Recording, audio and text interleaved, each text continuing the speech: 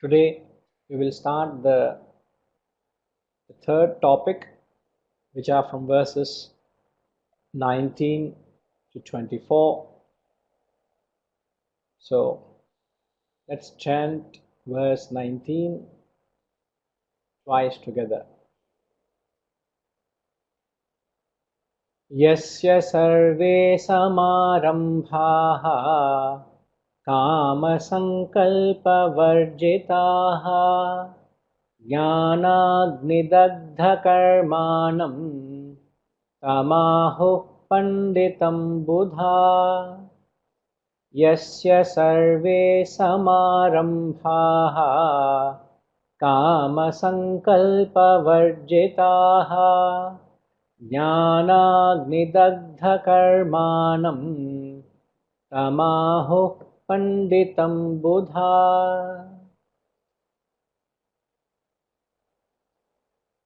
Now these verses 19 to 24 talks about how actions of an enlightened person are not binding. So actions of an enlightened person don't bind. 19 to 24. You get a glimpse into that state of what is the state of an enlightened person. A lot of something similar to this was actually exhaustively detailed in the Sthita Prajna portion of the end of second chapter, which is from verses 54 to 72. Take a note, verses 54 to 72 are the Sthita Prajna portion. So one of the most excellent section of an enlightened person. So there's 18 verses clarified there. He answers 4 questions there. Okay, so here the verse 19 says, Yasya sarve samarambhaha, whose undertakings are free from kama sankalpa vivarjitaha, whose undertakings are free from desire and expectation, whose actions are burned from the fire of knowledge, jnana dagdha karmanam, him tamaho panditam buddhaha, him the wise call a sage. Now that is very important. Question is, who is calling whom a sage? In most cases, in many a people, it is the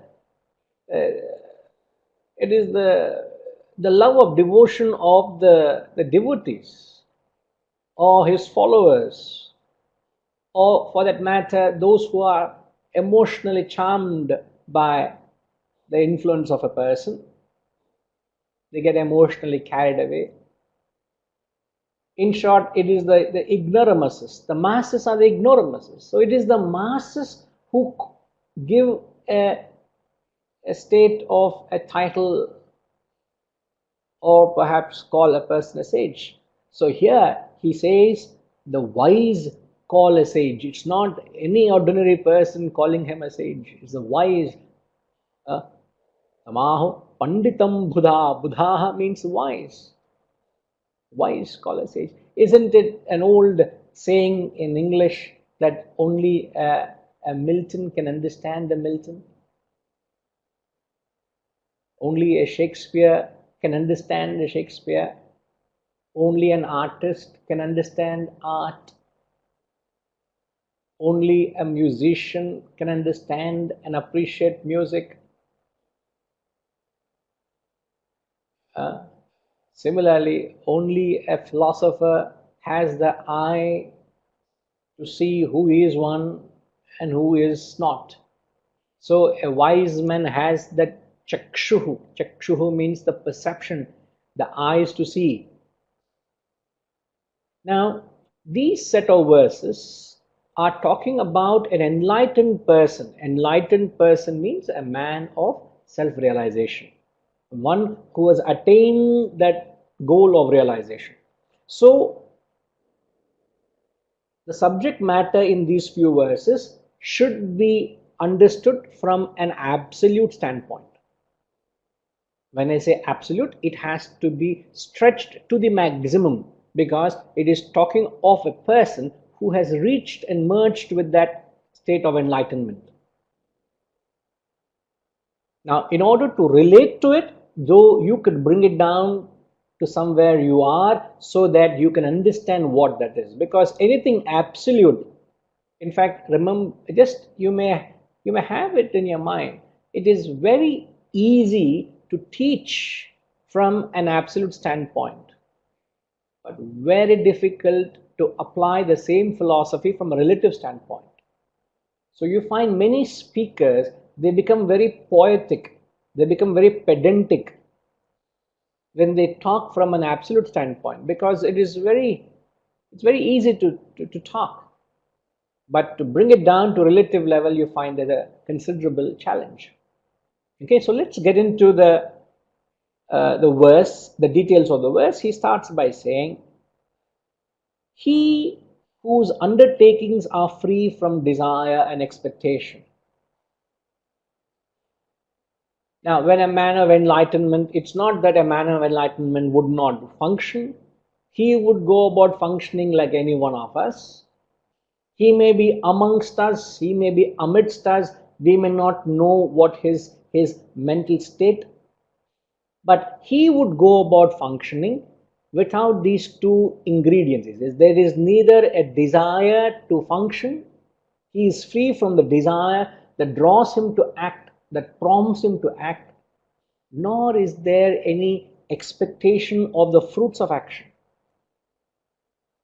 There is no desire in any undertaking, nor is there any anxiety or attachment to the fruit of action. Now, if you take these two from a relative point of view, I would be very clear, very sure to say, if not all, most of our actions, predominantly our actions are driven by desire. Isn't it? What can be the only solace thereafter is not necessarily all desires of a selfish nature. There could be desires of unselfish nature, but still there is a desire. And having acted on the desire, like every action has an effect. So what is the effect of the action is the fruits of action. So having performed an action, everyone invariably gets anxiety, pegged on, hooked on, holds on to the fruits of his labor, to the fruits of his action. So this is the natural phase for mortals like us, but for an enlightened person, he says there is no desire to do anything, yet he may be going about doing things as normal as you and I would do, but as far as they are concerned, there is no desire, there is no interest in anything that needs to be done, nor is there any interest in the outcome of such actions. What a state, what a grand state it is. Huh? No desire, no expectation out of it. Now again, this is from an absolute point of view. Now, relatively, we're all functioning because we have vasanas. Because of the vasanas, we're all subjected to action, we're all compelled to act in our fields of actions, in our fields of vasanas. But for them, there is no vasanas to be exhausted. They just go about functioning. And then you may ask me, sir, why is it that if there is no desire to act, why is it that men of enlightenment function? What is the explanation why men of enlightenment need to do anything? See, I do not know whether the doubt has cropped in your heart, in your minds, but if at all there is this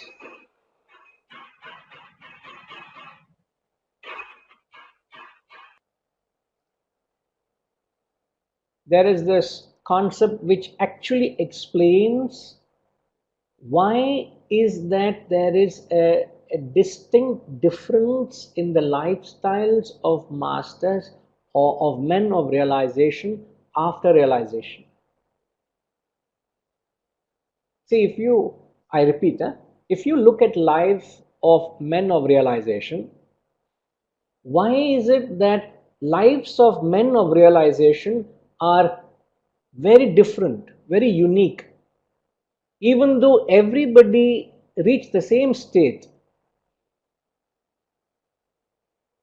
yet thereafter everybody lived a life very unique to themselves. Why is there a contradiction? Why is there an apparent difference in their lifestyles? See, the only reason is the vasanas with which they are born. They are known as prarabdha vasanas. They are these vasanas with which a human being is born are known as prarabdha vasanas. Now these prarabdha vasanas are said to be only exhausted through experience. So I would not go into the detail of it. Perhaps I shall explain the detailed concept of prarabdha vasanas some other day. But I'm just giving enough information to understand that yet they do function. But because of these vasanas over which they have no control, over which they don't accrue any further interest or bondage, but they just go through the action until they attain the physical death, which is samadhi. But as far as they are concerned, they are not consciously entertaining any desire, nor is there any interest in the outcome of their actions. But we are compelled to act on a desire, and we are constantly bound by the fruits of our action. A complete contrast to a man of enlightenment, the state where we are subjected to. Now, the best way to understand this, how can you understand this state? Now, as we all understand the concept of dream, let's say we all go into dream tonight, and we having a wonderful dream, and the effect of this current situation is really got to you in the dream also.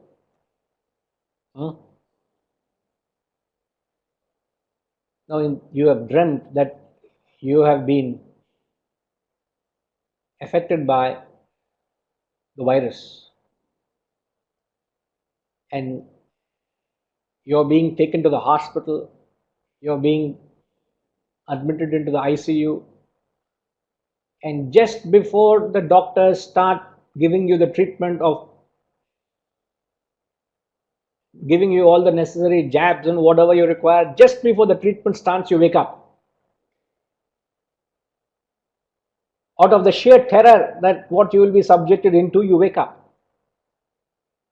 Now, when you wake up from that horrifying dream, let's say for discussion purposes, if you are given a chance to re-enter that dream as a waker, as someone who has woke up from the dream, as a dreamer, you dreamt that you had the virus, you have become a patient. Now, having woken up, imagine you re-enter the dream. What would be your attitude to the experiences of the dreamer? Would you have any interest or the desire to get treated? Would you have any interest that I must get rid of this disease and I must come back safe and healthy and sound? I must go back to my family and live as long a life as I can. I had many dreams. I have a long list of things to do. Would you have any interest in all that you want to do or all the fruits of your actions? Where? In the dream. Would you want to go back and live the life of a dreamer, fulfill the aspirations of a dreamer? You have no interest in what happened in the dream. You have no interest of what's going to happen in the dream, because the moment you have woken up from the dream, you have realized that the dream was a mere illusion. It doesn't exist. It doesn't bind you. It doesn't have a hold on the waker. Exactly the same way, when a man has woken up to that state of enlightenment, of realization, for him, he has no interest in what is done. There is no interest as what is to be done. Neither is there any interest in the what is the fruits of those actions. Absolutely no interest. And that's the only way perhaps we can get a glimpse into their attitude to the functioning. How do they go about functioning? They have understood truly that the whole world is a mere illusion, has no substance, so they would not get carried away with it. Now, relatively, to the extent we have that wisdom, to that extent your actions are not driven by desires. To that extent you don't become very obsessed.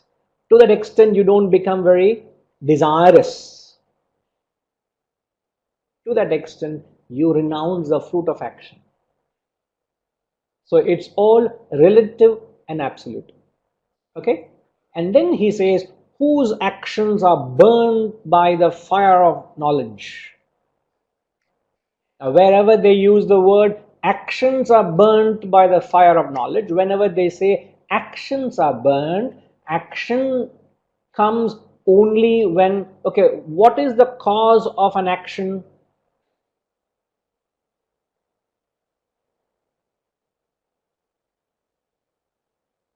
What is the root cause of an action?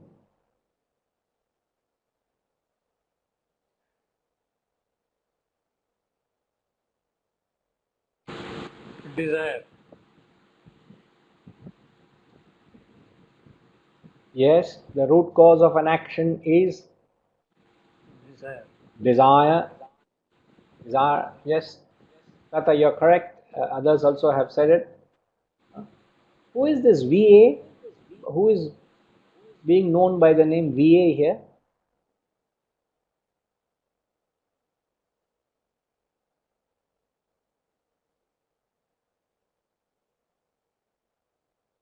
Because there's an alphabet S. Now I'm struggling to understand who is this S and who is this VA.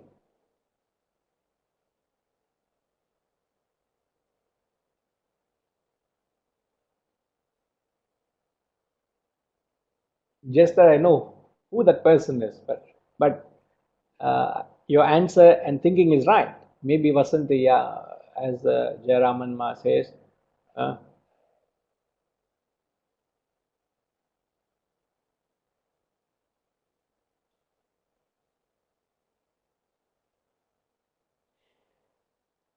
Now an action is only born from a vasana or a desire. If there is no vasana or a desire, there cannot be an action coming from it. Okay, so whenever they use the word action, when he says whose actions are burned by knowledge, which means it is the desires and vasanas are burnt by knowledge. So in whom, whose, just like there is no realm, there is no possibility for darkness to lurk where there is light. Wherever there is light, darkness can't lurk anymore. Darkness can't exist anymore. So light is an antidote for darkness. Similarly, knowledge is an antidote for ignorance. Where there is knowledge, there is no ignorance. And understand, philosophically, spiritually, ignorance is in the manifest in the form of your desires and vasanas. Vaishnavi, write down. Ignorance manifests. I'm going to check your notes when I come back home.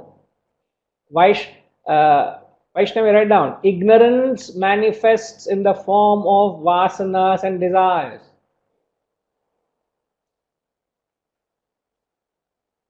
That's how you can only rationalize when he says actions have been burnt by the fire of knowledge. So actions means vasanas and desires, and vasanas and desires are opposed to knowledge. So when you have knowledge, it counters, it is an antidote for ignorance. Just like now the scientists are trying to find out the antibodies for this virus, isn't it? Am I right?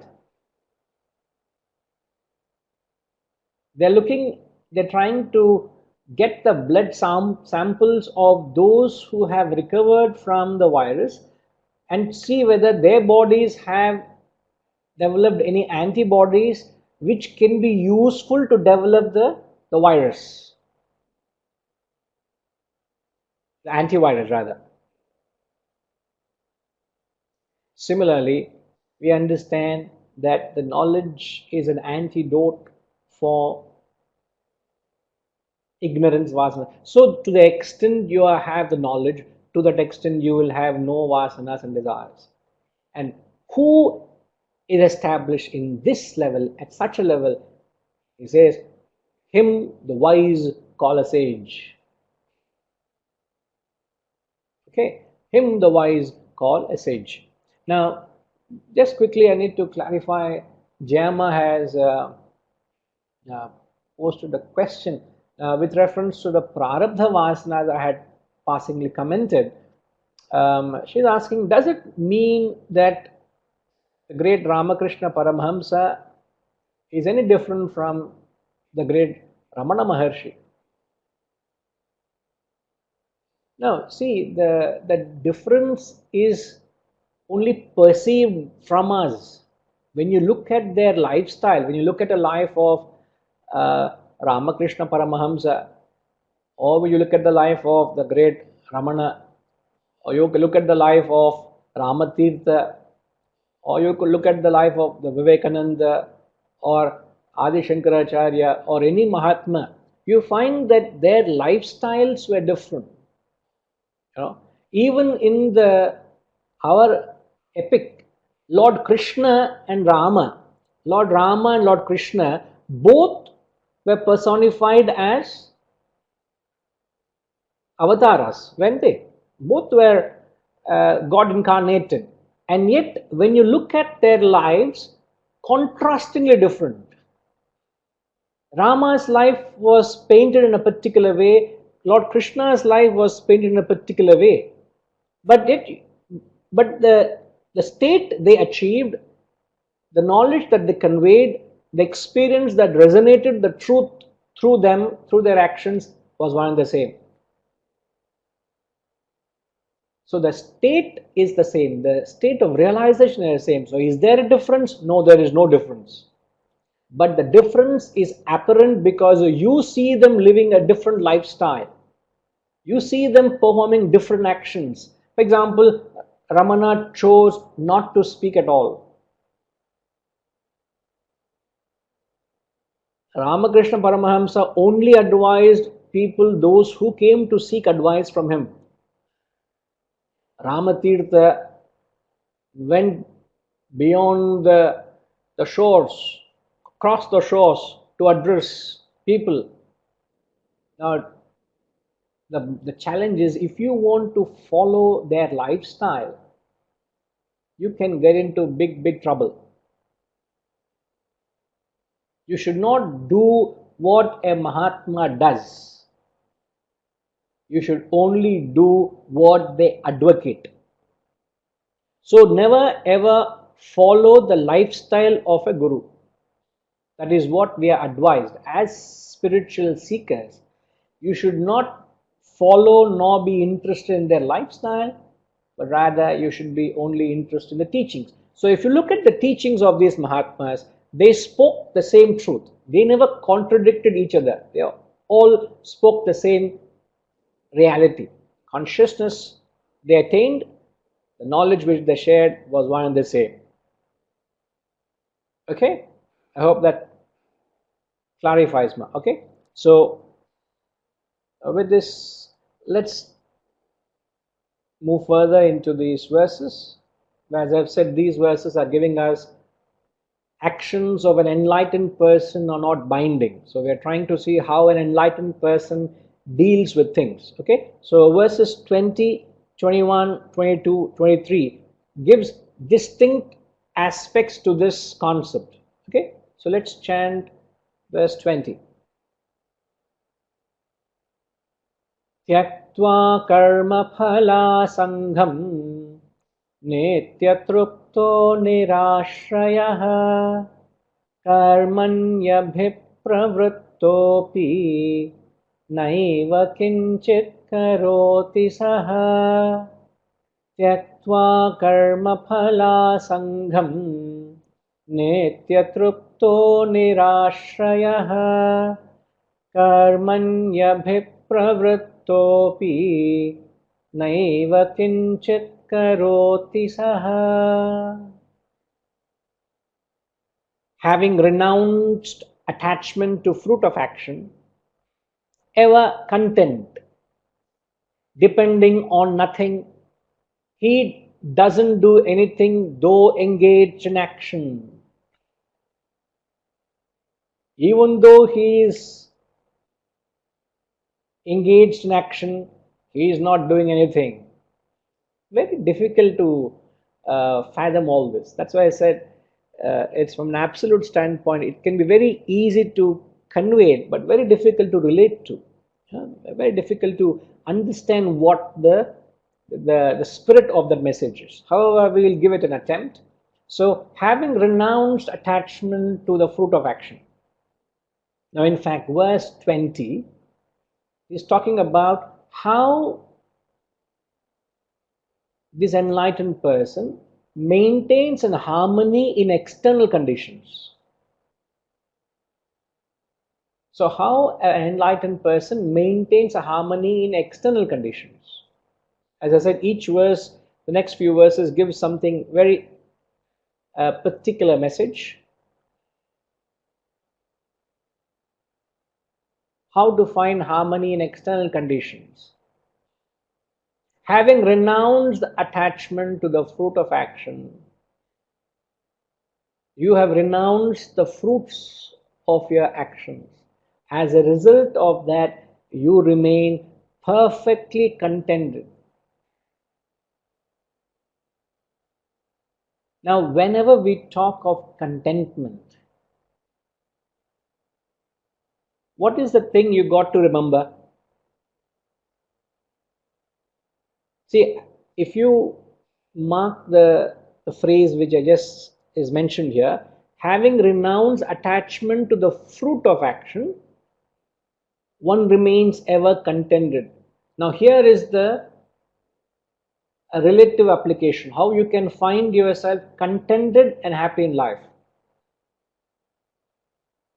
Now, my question is, whenever you talk of contentment, what should you understand and how does one find contentment?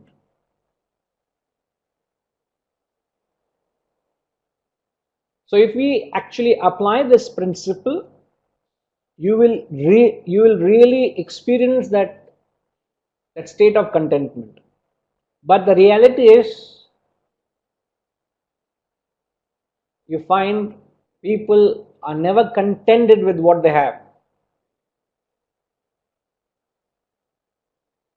It's like you are serving yourself a bowl of ice cream. Are you contented with a single scoop or two scoops? You want to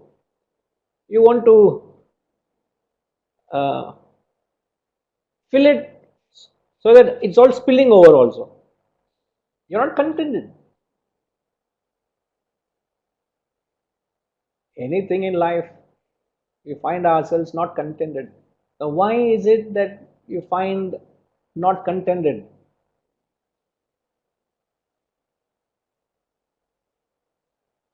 Sitaram is saying, in fact, not being content with the present state leads to an action. Though, yeah, you can say that an imperfect state which is discontentment in the present leads to action, but those actions are not perfect actions. Like a person who is not contented, he finds himself very greedy, he is obsessed, he has a desire for more. So any action emanating from discontentment is only going to be an imperfect action, and even such actions will never give you contentment. So you find a person who constantly keeps chasing or running, acquiring the world, will never find himself contented. He may be very successful.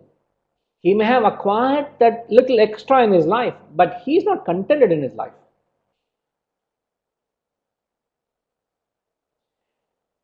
Rajima, yeah. Go ahead, please explain yourself, ma.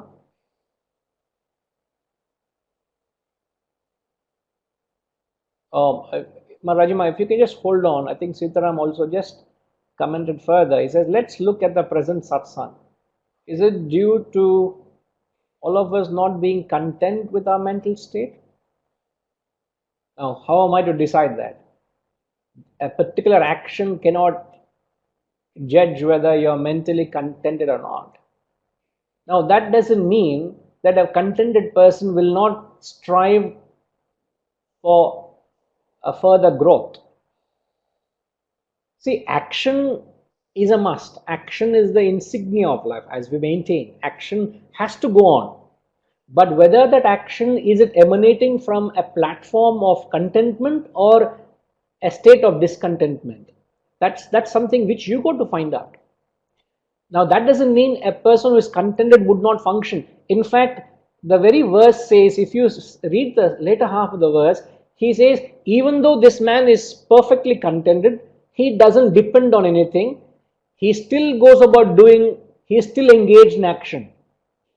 Even an enlightened person will continue to do whatever he needs to do in spite of his 100% contentment. We are talking at the absolute level. So action is not a measure to judge whether you are contented or not. Action must, this is a wrong conception. Just because one is content doesn't mean you wouldn't want to prosper or you wouldn't want to succeed or you wouldn't want to aspire for something better, something greater. No, you always continue to act. The moment you stop action, you are dead. Inaction is death. Isn't it? Desire for more knowledge, which means we are not content with our state of knowledge. Now again, it's not, it can be perceived in a negative sense or a positive sense. I have tasted the benefit of this wisdom and I have established a 30% wisdom, let's say. Do you mean to say a person who has tasted 30% knowledge or 30% wisdom, should he not want to aspire for 40%, 60%, 80% or 100%? Where is it said that you should not aspire? I can have 30%, I'm very content with 30%, but yet I want to get more, I want to grow further. So aspiring for something more doesn't mean you should be discontented. It doesn't mean that. Okay? Please give it a thought, take a note of it.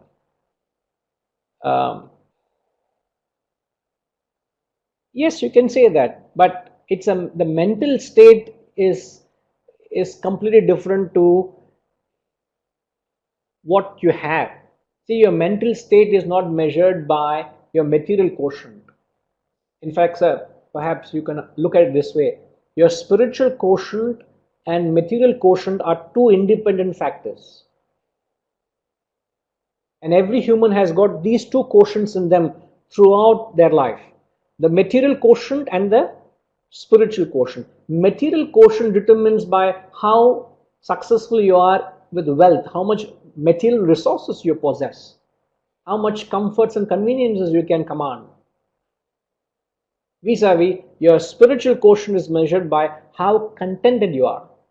So I can be content with 10% of my material wealth, I can be discontent with 70% material wealth. So the material wealth you possess doesn't necessarily determine what is your spiritual quotient.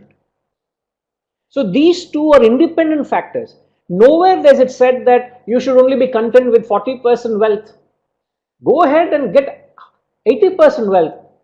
But at the same time, you must also learn to contain and manage your spiritual quotient. That where if I have 10,000 rupees with me, I must be happy with that. If I have 500 rupees with me, I must be happy with that. If I have $1 million with me, I must be happy with that. So wherever you are, you must learn to be content with that.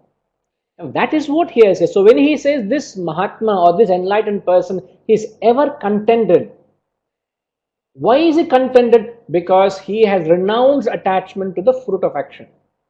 That is the cause and effect. Now what you are trying to do is you are trying to connect your contentment to material quotient. It is independent. Please understand these are two standing pillars. The question is how tall is your spiritual quotient vis-a-vis how tall is your material quotient.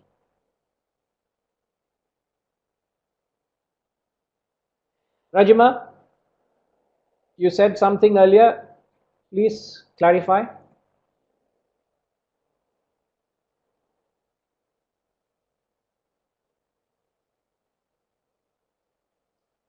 Fruit of your action depends on the action you do, whether it is selfish, unselfish, or selfless. So once one realizes that, the greed doesn't arise, and you can be contented with what you receive.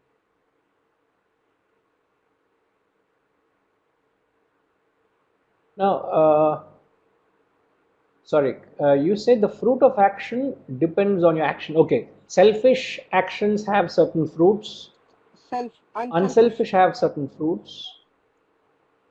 Yes, a selfless has a certain rewards. Yeah. But the question is how to find contentment.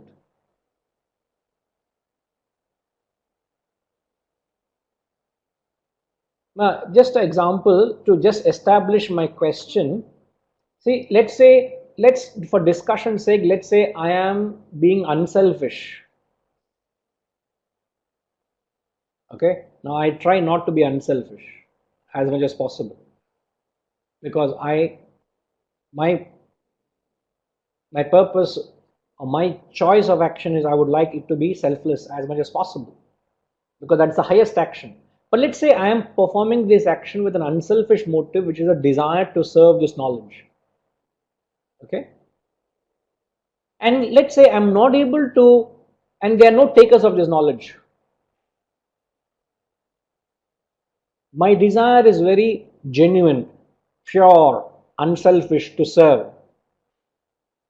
And the result of that is I am very disappointed, discontented because I'm not able to serve. There are no takers.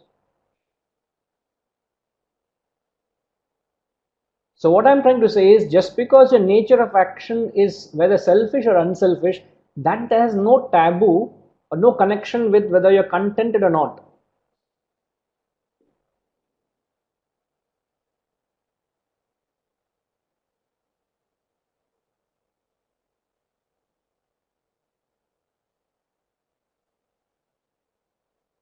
Therefore, the question is what is it that ensures how contented you are? And the answer actually lies in the very first line of the verse itself. So if you are able to expand on that or bring clarity to that, having renounced attachment to the fruit of action, you remain contented. So the question thereafter I asked, how does one remain contented? Yes, Rajima.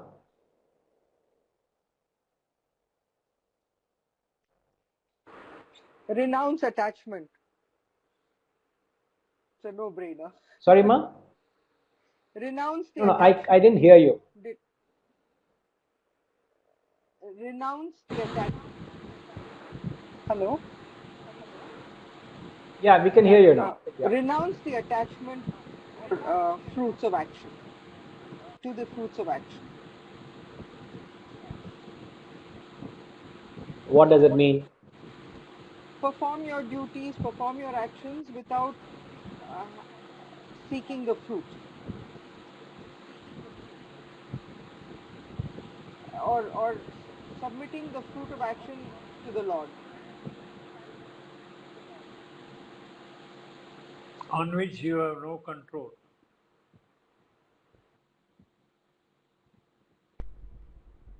Yes, Tata, yes, you rightly say we have no control over the fruit of action. Okay, I get what you are saying. Um,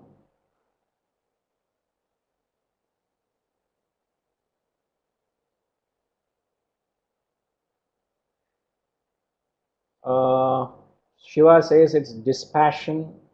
Again, dispassion is little out of context now. Um,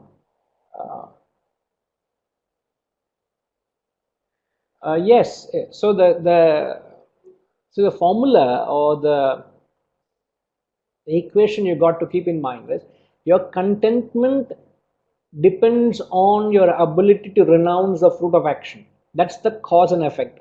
So if you can renounce the fruit of your action, you will find contented. Now, which suggests whenever we talk of fruits of action, the accent is on the future. Whenever we talk of fruit of action, the accent is on the future. And whenever you think of the future, you have lost your contentment. Because contentment or happiness is a state measured by the present condition. So contentment always refers to the present moment. So it is never with reference to the future. But if you look at the lives or the mindset of the ignorant people, the lay person, what do they say? They say, I will be happy when I get there. I will be contented if I get that. So everybody tries to pitch their present happiness in something that they do not have. So they're all the time living in the future. Like everybody now is saying how happy, how blissful, how good were our lives before lockdown. I could have done all what I wanted to do. I could have gone for a walk. I could have gone to play my sport. I could have gone to my office. I could have met my friends. I could have gone into a restaurant. I could have done so many things. I was a free bird. So you believe that happiness will depend only when the lockdown ends. Now, the discussion now in the house is, let's say we have not gone to a saloon for the past 40 days. And we need to go now. Now we are trying to identify in the house who can cut whose hair. So that's the discussion in the house. My father is saying, Vinay, will you trim my hair? I said, I don't mind doing that, but who's going to trim my hair? I said, then I don't want to give myself as an experiment, then I'll not be presentable to you all. The lady in the house, Vijay also said, I can do that for you. Now, just to go to the salon, get your hair trimmed was such a, you wouldn't even think twice of it. But now you dream of just having that freedom of just going and having a normal salon cut. Now, if you keep pitching happiness on things you cannot do, which is beyond your ability, you are rushing into the future, you will only be complaining of mental diseases, which is very much happening in the social circle. The real boom now is the psychologists, the psychiatrists. They are having full business because this mental illness, that anxiety, worry, what's going to happen, all that mental diseases are thriving. Why? You are not accepted, you're not living in the present moment. It may sound very simple, but if you can renounce the future and remain in the present, you will find contented. Now the question is, to what degree you can do that? An enlightened person has completely renounced the fruit of action. Means he has no interest in what's to come. He continues to perform action, having entirely renounced the fruit. He always remains in the present. He is ever contented. So this is the theorem. We always kept mentioning. There will be theorems or principles will keep coming our way. This is the relative. I could have just mentioned what is contentment and moved on, but unless until you take a closer examination to the relative or the practical aspect, you will find yourself you're missing the point. So Shiva is saying psychologists and Swamijis are very busy.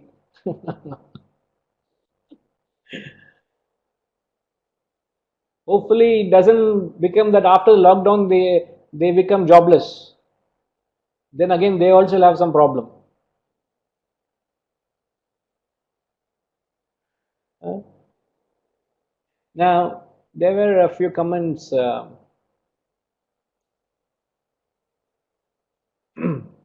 Let me expand this so we can.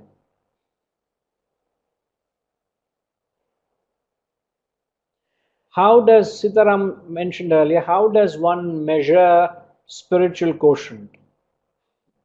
Material quotient is easy to measure. How does one measure spiritual quotient? Can anybody attempt clarifying? Sitaraman sir, how does one measure spiritual quotient? Sitaram is asking.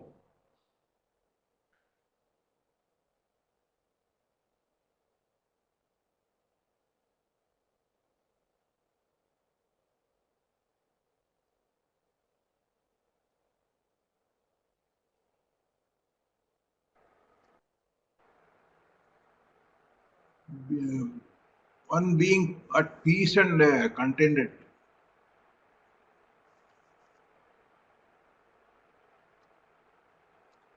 And how do you find that out?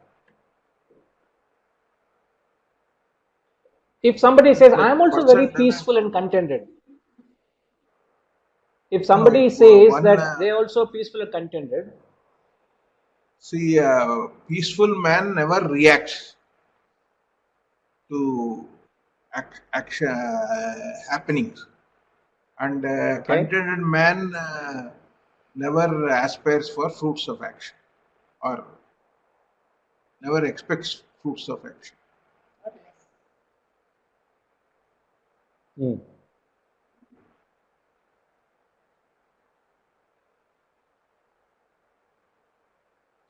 okay, yeah, you can use, in fact, we can actually use the very concept we are talking about, contentment. And if there is a way to find out how contented you are with life, you would know that's your spiritual quotient, one way of measuring. But most people who think that they are contented and happy, mark these words, most people who think they are contented and happy, their happiness or contentment is dependent. Their happiness is vicarious. It is dependent happiness. It is not independent of external factors. I repeat, the happiness and contentment people claim is because of dependent factors which is vicarious, which is external. It is not because it is coming from within. It is not self-reliant. It is not self-sufficient. It is dependent on external factors. A simple example could be, when they lay a roof in construction, when they are laying a new roof, you have this, what do you call them, centering sticks? Can we say that? They have the centering sticks throughout as a support. And when they lay the roof, the roof seems to be holding on because of the support. Imagine you go and remove, or scaffoldings, you can call that as well, correct Prakash Garu, the scaffoldings or those centering sticks. If you remove a certain section of the scaffolding, what would happen? That section of roof will collapse. It collapses because it is dependent on them for happiness. Now, in most cases, the happiness is dependent on external factors. Now, what are the external factors? The external factors are, you have a secure job, you have a secured income, your investments are safe, Your family health is safe. You know your children and grandchildren are are safe abroad. All, I'm just mentioning a few. All these factors are all your scaffoldings of life, which ensure that you are peaceful and happy. Let's say you get a letter from your company that you have lost your job. Siddharam sir, are you following?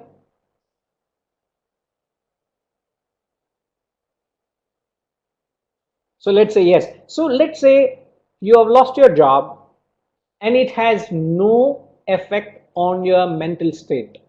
You're still the same with or without it. Then you know your happiness and contentment is self-reliant. Obviously, there will be issues, there will be factors to consider. You will have to rework out the entire dynamics because you might be without a job for the next few months. Doesn't matter. It doesn't show on your mental level of contentment or happiness. But the moment it starts raising alarm within, that means that happiness is because of the security of the job. So it is a job that gave you happiness, not that you are self-sufficient or self-reliant. So that's how you keep measure. First of all, understand that happiness is not dependent, it is self-sufficient. And how do you find out? Is just measuring yourself to what extent am I dependent on factors. And that's Sudhakar Garu is also saying it is a state of your mind. It is a state of your mind. But the most important takeaway from this concept is happiness or contentment should not be pegged on future events. Happiness and contentment must always be contained to the present situation, and whatever situation you are in, this moment now, you must be happy now. And if you have not found it now, you will never find it in the future. But your mind makes you believe it is in something you do not have, and there you fall a prey to the tricks of the mind. You've missed the point. So therefore, the 20th verse, how does he find himself contented? Because he has renounced attachment to the future action. He is not dependent on anything external. This is what I said. He is self-reliant. He doesn't depend on external factors. So whether the external factors are favorable, unfavorable, it does not affect you. For him, there is absolutely no effect. There was a Swami, a beautiful story. There was a Swami who was doing great service. People were immensely benefited by his works.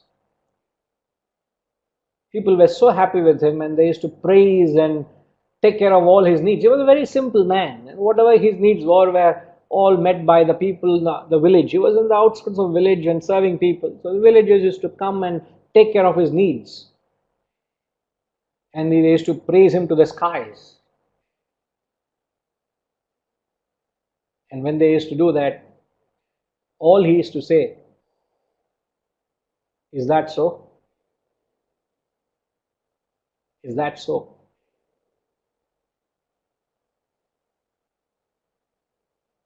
A situation happened. A lady sought shelter in the ashram of the Swami because she was being abused by a few unethical fellows. And people started accusing that the Swami is misbehaving with this woman. And the whole village came up to the Swami, and they were short of pulling down the whole ashram, accusing him of all nonsense. And his reaction was, is that so? He is not dependent in all the praises you give him. He is not dependent on all the denounces you are attributing to him. He is not affected by that. Is that so? So the world may put you at a pedestal for some reason. It may pull you down for no reason. but you are not dependent on external factors. Have you not heard this famous saying, men may come, men may go, but I go on forever? You're not dependent on external factors or people. Today I have this love and support. Tomorrow I may not have the love and support. I carry on with or without all that's happening around you. So whatever be the external factors, favorable, unfavorable, you are not dependent on that. Yet he doesn't do anything even though engaged in action. Now, how do you understand this last section of the verse? He doesn't do anything though he is engaged in action. Krishna Swami sir, can you make sense? Even though he engages in action, he doesn't do anything, he's saying. எப்படி அது?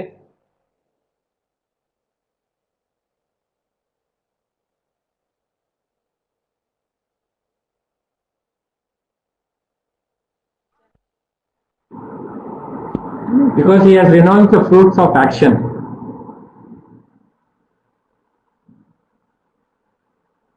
See, renouncing the fruit of action is one thing.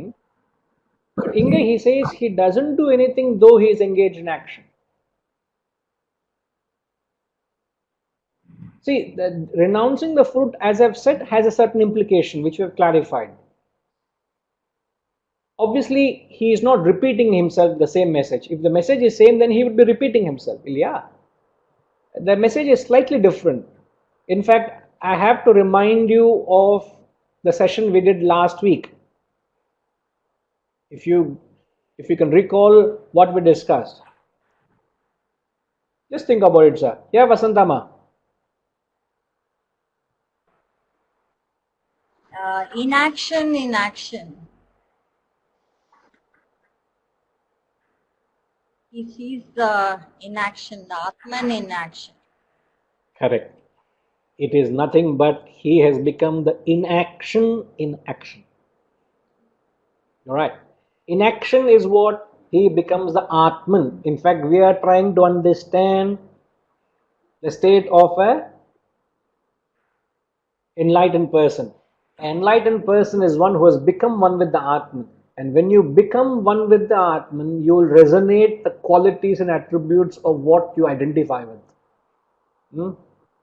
When you identify with something, you become it. You resonate the qualities of that you identify.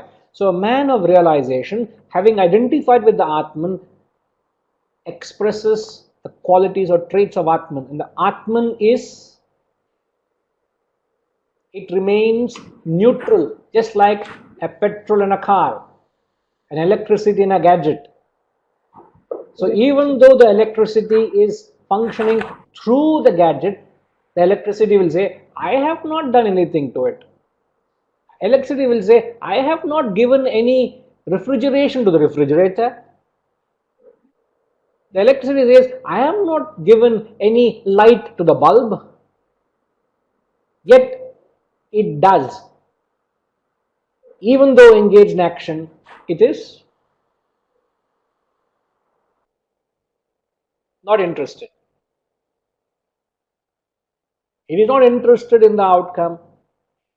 He doesn't do anything. That is the attribute of the concept inaction in action. Now, some of them actually did comment. I think Damayanti and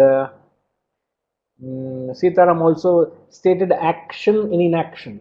In fact, action in inaction is slightly different. In fact, it talks about the potential of action emanating from the Atman, which is not the case here. Okay? So it is conveying the spirit of inaction in action, the Atman. What, in fact, if there is a phrase like that, the Atman has a relationless relationship.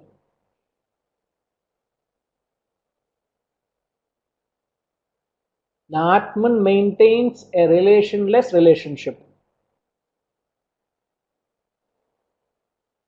It has relationship, yet it has no relationship.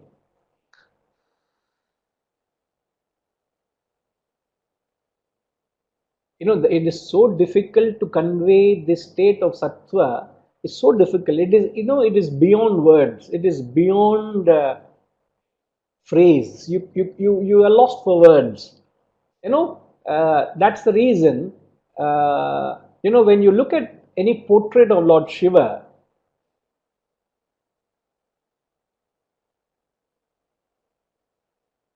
what do you see?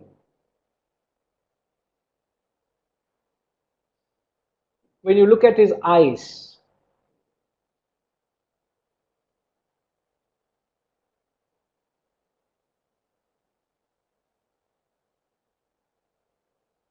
they are half closed, half open.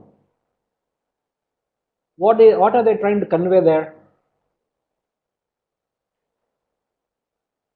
Why is many people say maybe because he had little bit of more somaras, that's the reason he was in the semi-conscious state.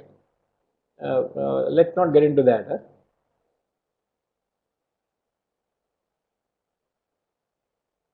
But why? Yeah, he sees yet doesn't see it. So what are they trying to convey in that?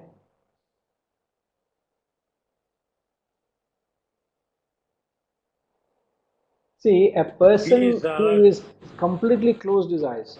Yeah, Tata, sorry, go ahead. He is alert, even though he is actionless.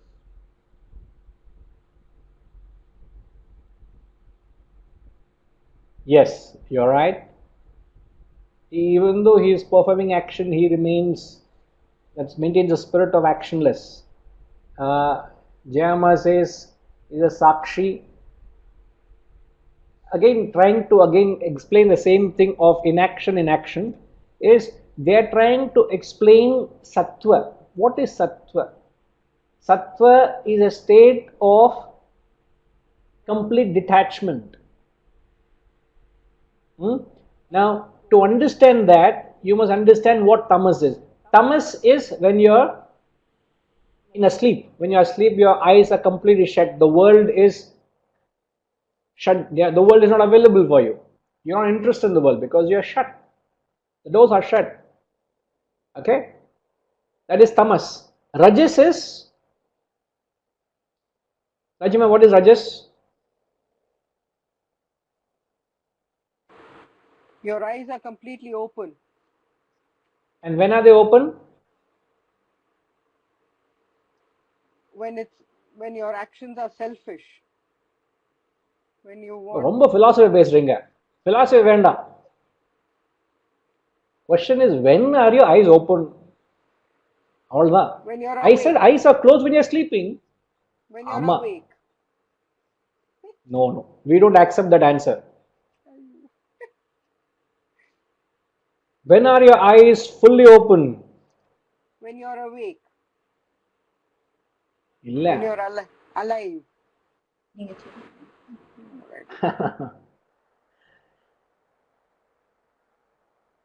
You are passionate. When you are passionate, when you are interested in something, when you get so engrossed or something catches your attention, you ask a young teenager, his eyes are open when he sees a beautiful girl pass by. He can't take his eyes off her. Or when you're doing window shopping in any mall, wow, look at that furniture, look at that. Your eyes are passion, full of rajas. So when your eyes are fully open, when they get excited with something, that symbolizes rajas. When your eyes are completely shut, it is tamas. Now, how to convey sattva?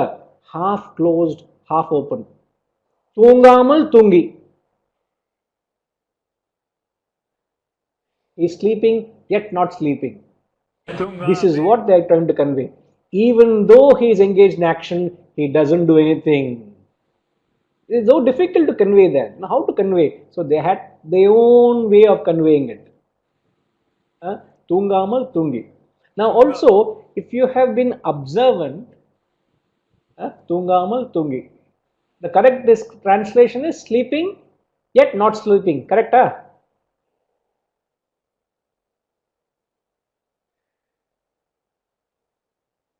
Now, if you have carefully detached attachment, again you can use those coinage.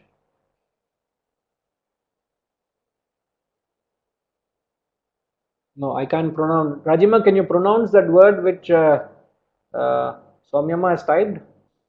Ardum Pakalam. Paka.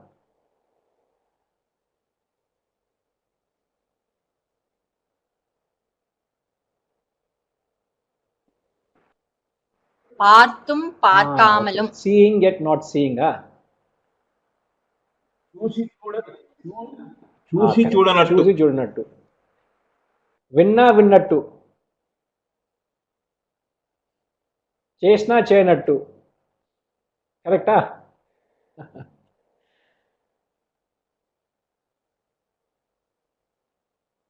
So, in fact, another beautiful way they communicate or they symbolize, if you have looked at any portrait of gods and goddesses being seated,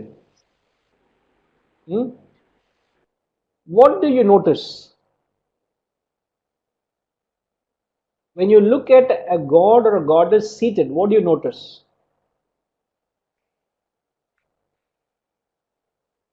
Yeah, Manasama? He is also always sitting on the left side.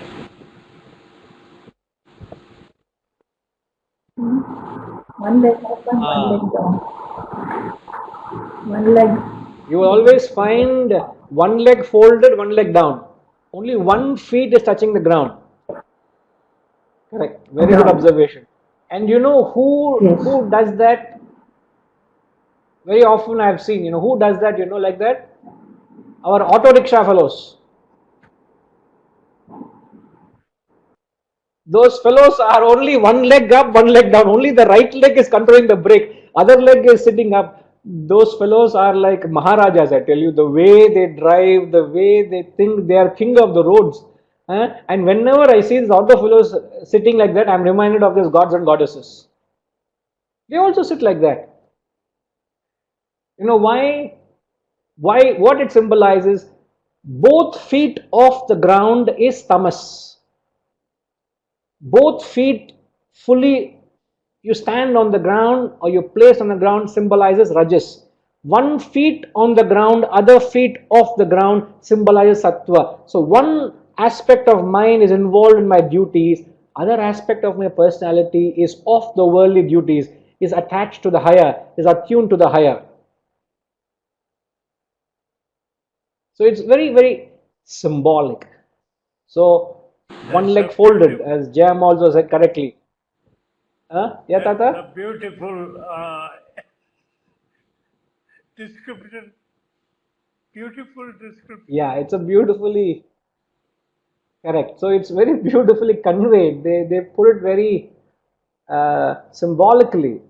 So we need to understand what it conveys. Now, I'm sure you will feel for the difficulty in conveying this message. So he doesn't do anything though engaged in action. Now, why it's important to understand is it is easier to misunderstand. Now, please make sure that you don't misunderstand this concept. Tamas is very close to sattva.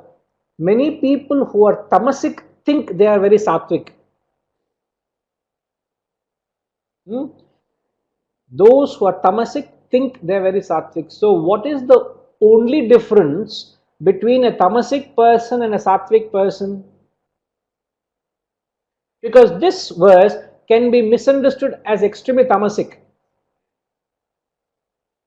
Tamas mocks sattva.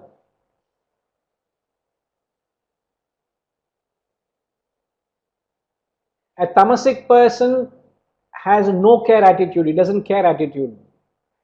A sattvic person is renounced, is disinterested. They're two different things, but both appear the same. Yes, sir. Cheppandi.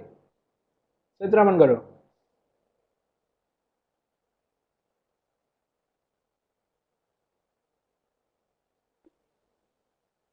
Tamasic person doesn't perform, but he acts as if he is renounced, Sattvic person, cheats, yeah, cheats. is a hypocrite. Sattvic person perform, but is not attached to Correct. fruits of action. So, if you can just put it in a form of a formula or an equation, a tamasic person is, I'm just putting it out, but you can take a note of it. Tamas equals, a tamasic person, he lives a life of inaction. He's lazy, he's indolent, he's not committed, he doesn't have a goal, nor is there a desire to perform or act or improve or expand. He lives a life of ignorance, procrastinating. So in short, he is full of inaction. Inaction, not in the terms of what we learnt in verse 18. It is not Atman, please. Huh? Inaction is no action. He is not acting. A tamasic person remains inactive, as a result of which he has found himself peaceful. He is very peaceful. Nothing can disturb him. It is 11 o'clock in the morning, that fellow still, he is sleeping.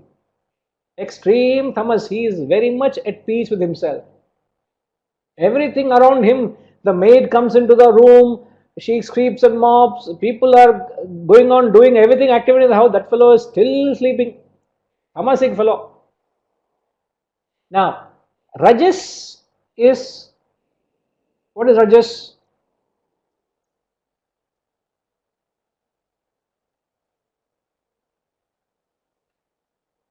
Yes, ma'am, please.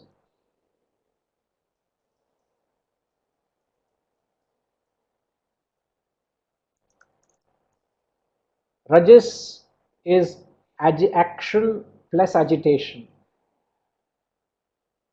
and Sattva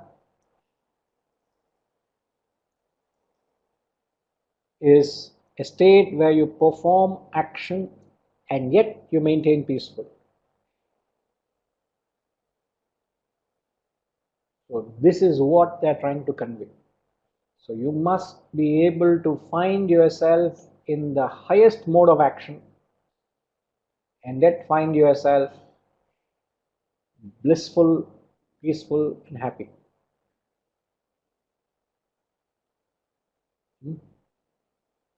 So not that easy to grasp what that subtle state is, that sattvic state, that enlightened state. But by deliberating further, you will be able to unfold that subtle difference, the subtle takeaway. Right?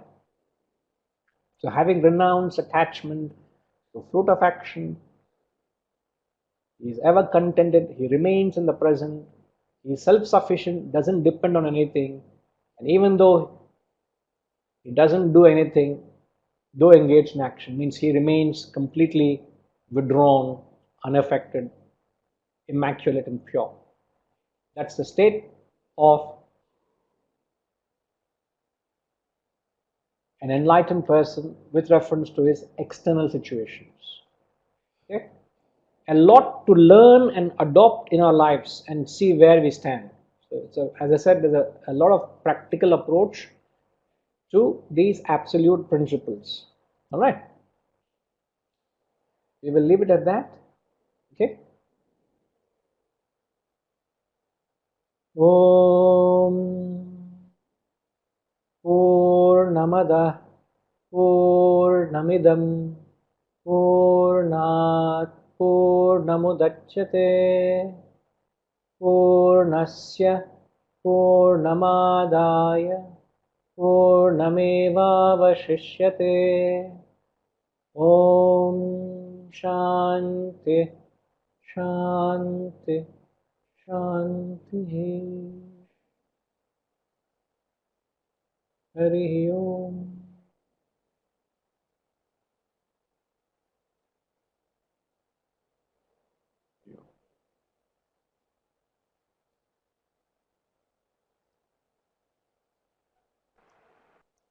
Guruji, today my friend Saraswati Okay. has joined in the class. Oh, nice. That's why. New person. She has joined today.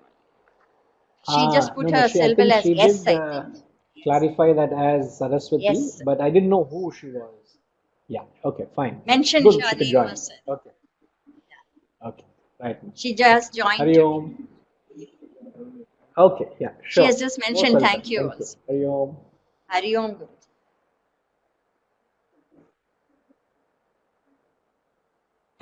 Hari Om Guruji. Hari Om. Hari Om, Hari Om. Tata. Hari Om. Hari Om.